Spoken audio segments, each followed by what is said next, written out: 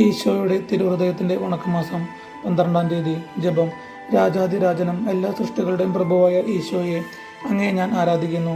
സന്തോഷപൂർണവും സുഖസമൃദ്ധവുമായ സ്വർഗത്തിൽ നിന്നും അങ്ങിറങ്ങി ഞങ്ങളുടെ ഇടയിൽ മനുഷ്യനായി പിറക്കുകയും അവർണ്ണനീയമായ അപമാനവും ക്ലേശപൂരിതമായ കുരിശുമരണവും ഞങ്ങളോടുള്ള സ്നേഹത്തെ പ്രതി അങ്ങ് സഹിക്കുകയുണ്ടായല്ലോ.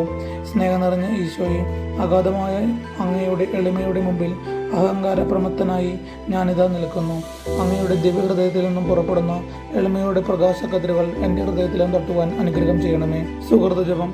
ഹൃദയശാന്തതയും എളിമയുള്ള ഈശോയുടെ ദിവ്യഹൃദയമേ, എൻ്റെ ഹൃദയം അങ്ങേ ഹൃദയത്തിന് സദൃശ്യമാക്കി അരുളണമേ. ഹൃദയശാന്തതയും എളിമയുള്ള ഈശോയുടെ ദിവ്യഹൃദയമേ, എൻ്റെ ഹൃദയം അങ്ങേ ഹൃദയത്തിന് സദൃശ്യമാക്കി അരുളണമേ.